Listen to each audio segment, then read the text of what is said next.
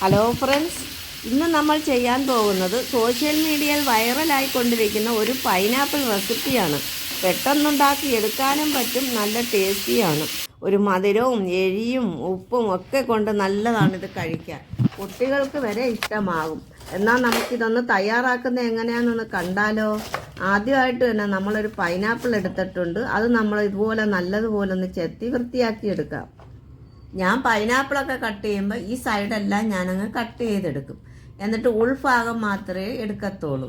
ബാക്കിയുള്ള എല്ലാം ഞാൻ കട്ട് ചെയ്ത് നീക്കി കളയുന്നുണ്ട്. നിങ്ങൾക്ക് എങ്ങനെയാണെന്ന് വെച്ചാൽ അതനുസരിച്ച് നിങ്ങൾക്ക് കട്ട് ചെയ്യാം.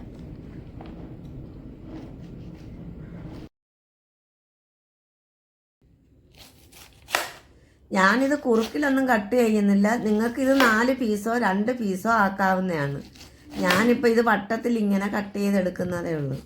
ഓരോരുത്തർക്കും അവരവരുടെ ഷേപ്പിൽ അവരവരുടെ ഇഷ്ടം അനുസരിച്ച് കട്ട് ചെയ്തെടുക്കാം. അപ്പം നമ്മുടെ കട്ടിംഗ് ഒക്കെ കഴിഞ്ഞിട്ടുണ്ട്. ഇനി ഇതിലേക്ക് 1.5 ടേബിൾ സ്പൂൺ മുളക് പൊടി ഇട്ട് കൊടുക്കാം. 1 ടേബിൾ സ്പൂൺ പഞ്ചസാര ഇട്ട് കൊടുക്കുന്നുണ്ട്. 1 ടീസ്പൂൺ കുരുമുളക് പൊടി, ആവശ്യത്തിനുള്ള ഉപ്പും. ഇതെല്ലാം കൂടെ ഒന്ന് മിക്സ് ചെയ്ത് നമുക്കിതിലേക്ക് എല്ലാം കൂടെ ഒന്ന് പുരട്ടി കൊടുക്കാം. ഞാൻ എൻ്റെ കയ്യിൽ പഞ്ചസാര പൊടിച്ചതുള്ളത് കൊണ്ട് പഞ്ചസാര ഇട്ട് കൊടുത്തു. പൊടിച്ചതില്ലെങ്കിൽ നിങ്ങൾക്ക് അല്ലാതുള്ള പഞ്ചസാര ഇട്ട് കൊടുത്താലും മതിയാവും. അപ്പം നമ്മളെ മിക്സിങ്ങും ഇതും എല്ലാം കഴിഞ്ഞിട്ടുണ്ട്. ഇനി നമുക്കിതൊന്ന് എണ്ണയിലിട്ടൊന്ന് വറുത്തെടുക്കാം. അതിനു വേണ്ടി ഞാനൊരു പാൻ എടുത്ത് അടുപ്പിൽ വെച്ച് അതൊന്ന് ചൂടായി വന്നപ്പം വെളിച്ചെണ്ണ ഒഴിച്ചു കൊടുത്തു. വെളിച്ചെണ്ണ ചൂടായി വന്നപ്പം നമ്മൾ ഇത് ഓരോന്ന് പറക്കിയിട്ട് നമുക്കൊന്ന് വറുത്തെടുക്കാം.